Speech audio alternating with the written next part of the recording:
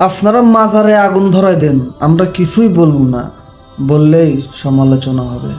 আপনারা মূর্তি পাহারা দেন, আমরা কিছুই বলবো না, কারণ বললেই সমালোচনা হবে। আপনারা বলেন যত খুশি মূর্তি বানান, আমরা পাহারা দিব, ওই ব্যাপারেও আমরা কিছুই বলবো না, কারণ বললেই সমালোচনা হবে। আপনারা মাজার ভেঙে ফেলেন, আমরা কিছুই বলবো না, কারণ বললেই সমালোচনা হবে। আপনারা মাদ্রাসার ছাত্র বলাৎকার করেন, আমরা কিছুই বলবো না, কারণ বললেই সমালোচনা হবে।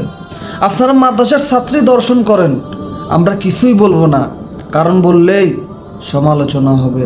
আপনারা মসজিদের মধ্যে সহবাস করেন, আমরা কিছুই বলবো না, কারণ বললেই সমালোচনা হবে।